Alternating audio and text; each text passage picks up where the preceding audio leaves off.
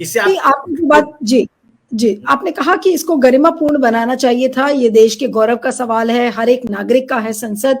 तो अनिल जी, मैं अब अंत में आपसे यही पूछूंगी कि आज अगर इतनी सारी कंट्रोवर्सी, इतना सारा जो बैड ब्लड जिसे कहते हैं, अगर वो जनरेट हुआ है, तो ऐसे में आप क्या कहेंगे? आज इसके लिए केवल और केवल कौन जिम्मेदार है? क्या सिर्फ सरकार इसके लिए जिम्मेदार नहीं है? क्योंकि सरकार की जिम्मेदारी थी कि वो विपक्षी दलों को साथ में लेकर चलता, बातचीत करता, लेकिन ऐसा कुछ भी नहीं हुआ।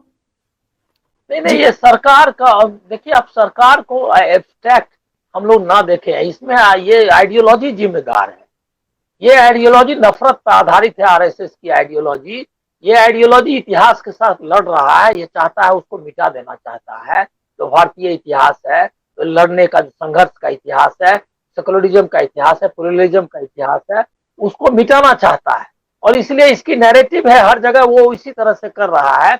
और संयोग से ऐसा हुआ है कि इंस्टीट्यूशंस कोलैप्स हो गए हैं, कोई जो है उसमें खड़ा नहीं हो पा रहा है, और इसमें जुडिशियरी को हम शामिल करना चाहिए।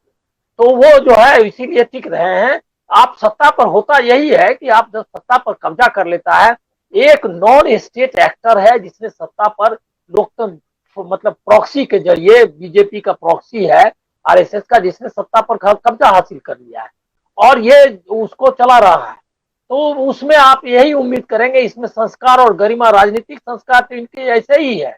जिस तरह से ये नेहरू पर से लेकर के गांधी पर आक्रमण करते रहे, अरे आप देखते हैं कि इनकी सभाओं में जो लोग बैठते हैं या इनके साथ जो लोग हैं, वो गोली मारने वाला, जो गोडसे का गोली जो गांधी जी को मारी थी, दे आर डूइंग इट, और वो फ्रीली घूम रहा है। और इनके इनके क्या कहते हैं, कार्यक्रमों मौजूद, वो आदित्यनाथ के प्रोग्राम में वो जो मैडम जो है, नाम अभी भूल रहा हूं मैं, क्या नाम, उन्होंने बदल लिया है अपना नाम, तो वो आजकल साध्वी बन गई। तो वो मारती है गोली और उस गांधी जी की प्रतिमा को, इसका हर साल वो ये करती हैं, उन पर मुकदमा है।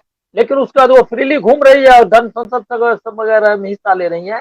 तो ये जो है, इसमें काफी जहर भरा हुआ है इस ये संगठन में, और ये इसी से लड़ रहा है। इस संयोग ऐसा लग रहा था कि जेपी लोहिया या बाकी के संपर्क में, मतलब इनको साथ लिया लोगों ने, और जेपी को लग रहा था कि ये बदल जाएंगे, इनका जहर निकल जाएगा।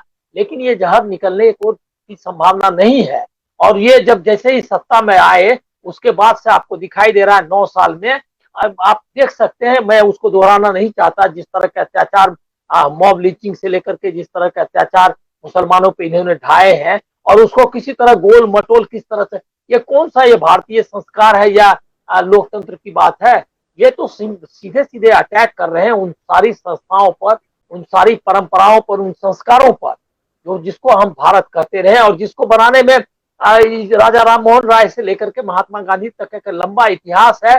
सबने अपनी कुर्बानी दी है, अपना जीवन दिया है, इसके लिए लड़े हैं चीजों के खिलाफ। कोई मामूली चीज है क्या? आप अगर इतिहास पलटेंगे तो राम मोहन राय के लिए कोई आसान था क्या कि क्या कहते हैं, वेदी पर चढ़ती हुई सती को छुड़ा करके ले आना, ये कोई मामूली चीज है? और वो पूरा सामंती व्यवस्था और उस पूरी ब्राह्मणवादी व्यवस्था के सामने, इसी तरह अम्बेडकर के लिए कोई मामूली चीज था कि वो जो है सो एसर्ट किया उन्होंने, और अपने ये के मतलब अपनी ताकत को, बुद्धि की ताकत को स्थापित किया, और उन लोगों को मजबूर किया ये समझने के लिए कि ये इनको अधिकार मिलना चाहिए, जो लोग इतने सैकड़ों साल से दबे हुए हैं। तो ये सब कोई मामूली संघर्ष नहीं है। और गांधी जी के लिए क्या मामूली था कि इतनी बड़ी ब्रिटिश सत्ता को उन्होंने चुनौती दी बिना किसी हथियार के, और उसको हराया उन्होंने। तो ये इसके लिए जो सभ्यता का जो शिखर है वो हमने हासिल किया कि बिना हथियार के हमने एक लोकतंत्र बनाया, जो दुनिया के इतिहास में पहली बार हुआ। तो ये सब जो सभ्यता की ऊंचाइयां हमने सब चढ़ी है, वो उन ऊंचाइयों से गिराना चाहता है, वो उसी कीचड़ में ले जाना चाहता है जिसमें कमल खिलता है। खैर, अब 28 मई को ये उद्घाटन समारोह है और उसका एक तरीके से काउंटडाउन शुरू हो चुकी है, लेकिन उद्घाटन के पहले ही इतनी ज्यादा दुर्भावना दिख रही है, और किस तरीके से अगर सरकार चाहती तो बहुत सौहार्दपूर्ण तरीके से ये सारी चीजें हो जाती, लेकिन क्योंकि कोई डायलॉग नहीं हुआ, कोई बातचीत नहीं हुई है, और अब एक झूठा समर्थन दिखाने की कोशिश कर रही है सरकार की। देखिए, हमारे पास 29 पार्टीज का समर्थन है, ये तो केवल 21 पार्टीज हैं जिन्होंने विरोध प्रदर्शन किया है। तो एक बार फिर से पूरे देश को विभाजित करने की कोशिश कर रही है ये सरकार कि देखिए, हम देश के गौरव की बात कर रहे हैं, और दूसरी तरफ ये जो पार्टीज हैं, यानी कि जो विपक्षी दल हैं जिन्होंने अपना विरोध रजिस्टर किया है, वो संविधान के खिलाफ है। ये बीजेपी बताने की कोशिश कर रही है वो देश के गौरव के खिलाफ है। लेकिन क्या लोगों को ये बातें समझ में नहीं आएंगी कि आज राष्ट्रपति मुर्मू का अपमान हुआ है, किस तरीके से संविधान को दरकिनारे किया गया है? क्या आज जो विपक्ष जिन बातों को कह रहा है उसमें कोई दम नहीं है? इस पर आपका फीडबैक का इंतजार मुझे रहेगा, और प्रोग्राम का समय खत्म हो रहा है। Thank you so much Sunil ji और अनिल जी, आप हमारे साथ जुड़े।